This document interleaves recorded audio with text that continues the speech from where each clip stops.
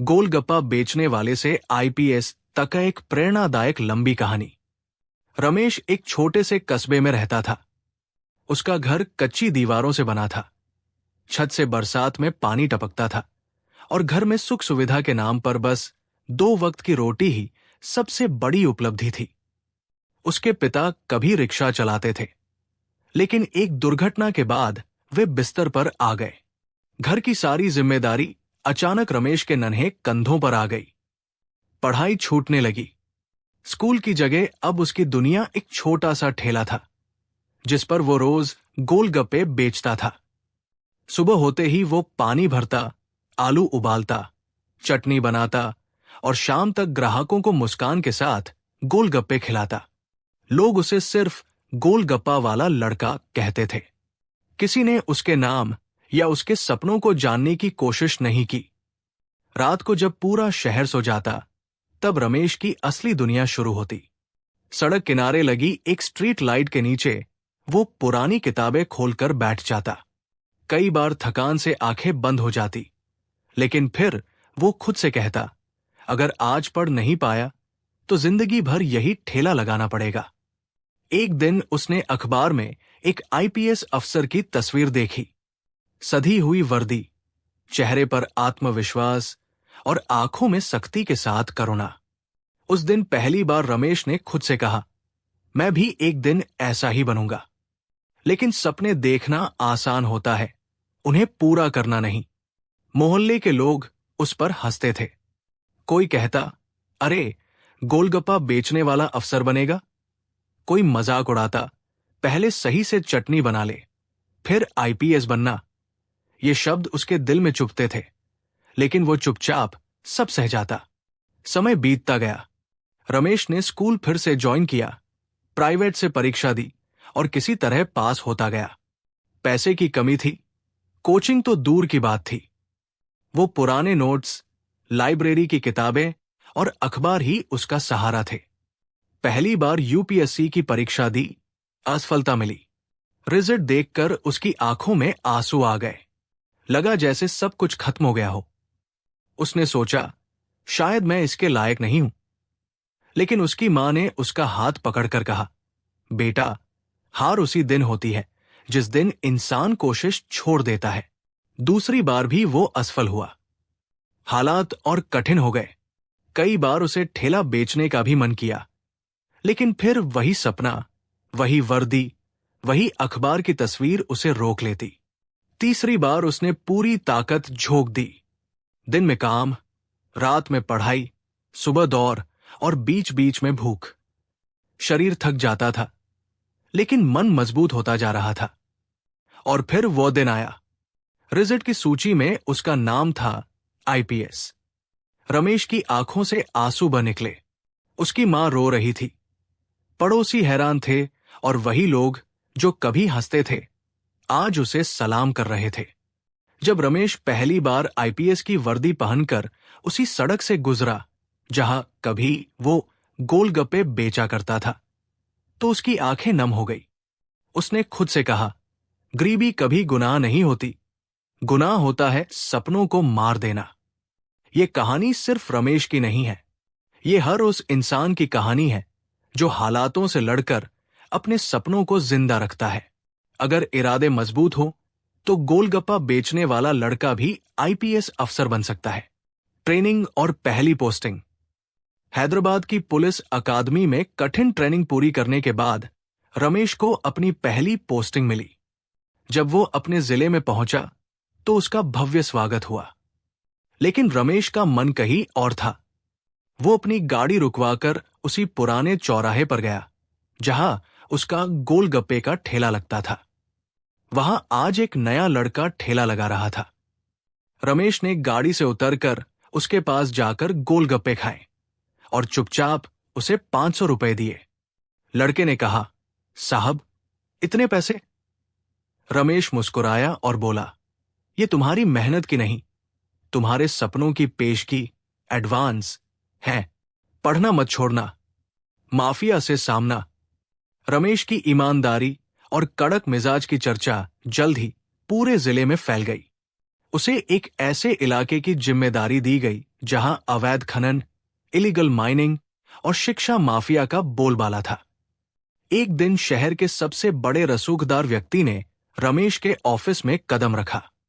उसने मेज पर नोटों से भरा बैग रखा और कहा, कप्तान साहब, आप भी गरीब घर से हैं, परिवार को आराम दीजिए, बस हमारी गाड़ियों को मत रोकिए। रमेश की आंखों में वही चमक लौटी जो स्ट्रीट लाइट के नीचे पढ़ते वक्त होती थी। उसने शांत स्वर में कहा, जिस गरीबी को आप ढाल बना रहे हैं, उसी ने मुझे स्वाभिमान सिखाया है। ये पैसा उठा ले जाइए, वरना अगली मुलाकात लॉकअप में होगी। व्यवस्था में बदलाव, मिशन मुस्कान। रमेश ने सिर्फ अपराधियों को नहीं पकड़ा, बल्कि पुलिस की छवि बदलने का काम शुरू किया। उसने मिशन मुस्कान नाम की एक पहल शुरू की, जिसके तहत पुलिस विभाग उन बच्चों की पढ़ाई का खर्च उठाने लगा जो मजबूरी में बाल मजदूरी कर रहे थे। उसने हर शनिवार को खुला दरबार लगाना शुरू किया, जहां रेहडिप्टरी वाले और गरीब लोग बिना किसी डर के अपनी शिकायत दर्ज करा सकते थे। जो लोग कभी उसे गोलगप्पा वाला कहकर चिढ़ाते थे, आज वे अपनी बेटियों को रमेश का उदाहरण देकर पढ़ने भेजते थे। एक कठिन इम्तिहान। कहानी में मोड़ तब आया जब रमेश को एक पुराने केस की फाइल मिली।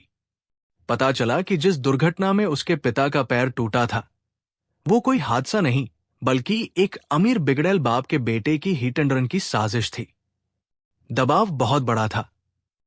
बड़े बड़े मंत्रियों के फोन आने लगे।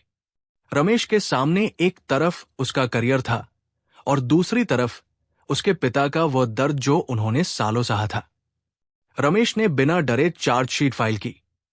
उसने साबित कर दिया कि कानून के हाथ गरीबी और अमीरी देखकर नहीं चलते।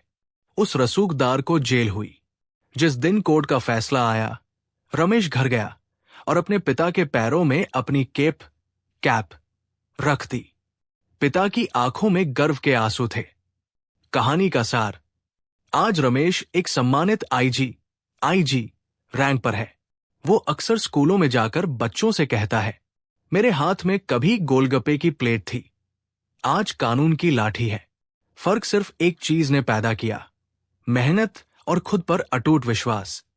रमेश की कहानी हमें सिखाती है कि सफलता केवल पद पाने का नाम नहीं है, बल्कि उस पद पर बैठकर अपनों और समाज के लिए कुछ कर गुजरने का नाम है। सालों तक फील्ड में अपराधियों से लोहा लेने और सिस्टम को सुधारने के बाद रमेश का तबादला अब मुख्यालय हेडक्वार्टर्स में एक उच्च पद पर हो गया था।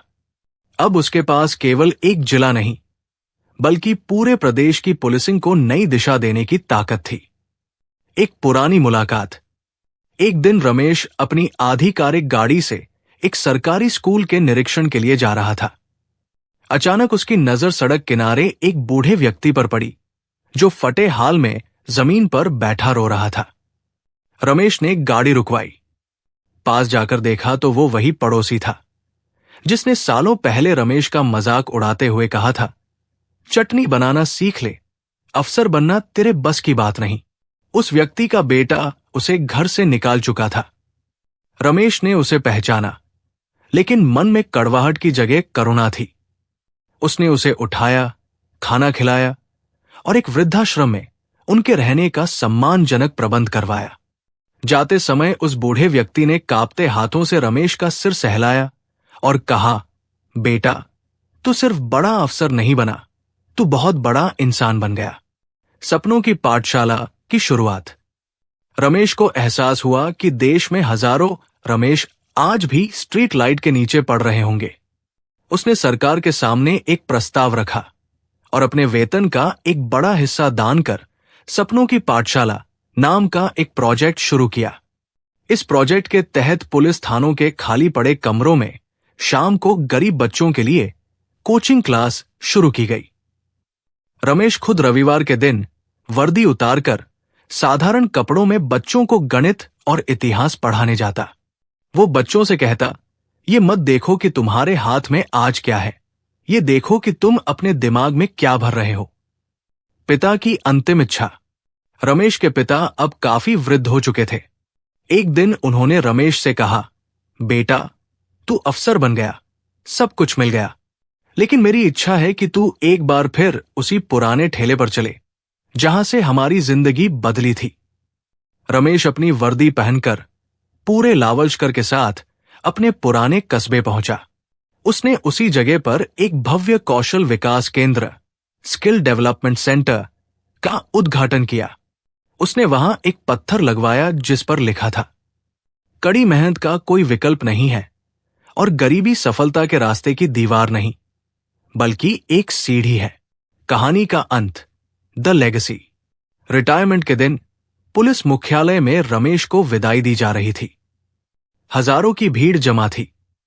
उनमें से कई ऐसे युवा थे जो कभी कचरा चुनते थे या गोलगप्पे बेचते थे, लेकिन आज रमेश की पाठशाला की वजह से डॉक्टर, इंजीनियर और पुलिसकर्मी बन चुके थे।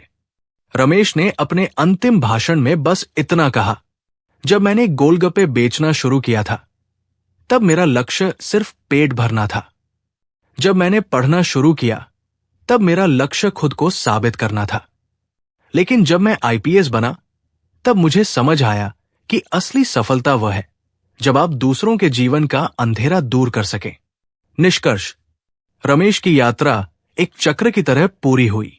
वो शून्य से उठा, शिखर तक पहुंचा और फिर वापस जमीन पर आकर हजारों दिए जला दिए।